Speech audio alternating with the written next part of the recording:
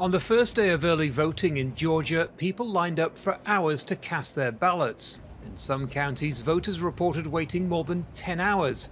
But it isn't just in-person voting that's shattering records across the country as people make their voices heard. More than 10.5 million ballots have already been mailed in or dropped off, a number that could see voter turnout the highest since 1908. Despite fears over the COVID-19 pandemic, long waits and technical issues in some states, early voting is hitting historic numbers. For me as a younger person, I am really ready and willing to stand out here and brave the cold and the COVID to make sure that my vote is counted. With so much at stake and President Trump's unfounded claims that mail-in voting could lead to massive fraud, there are problems.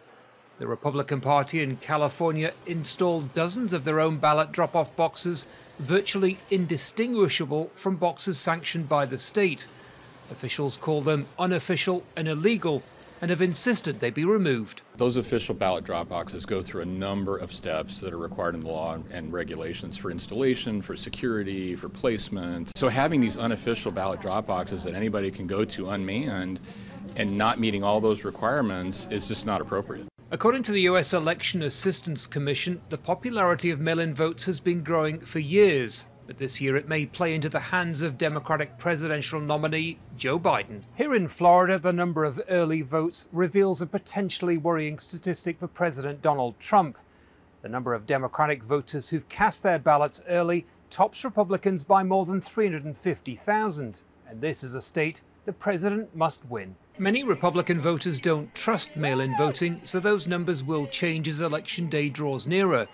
But the Biden campaign's push to get people voting early seems to be working. Make a plan to vote early and then get involved. I know you're busy. I know that.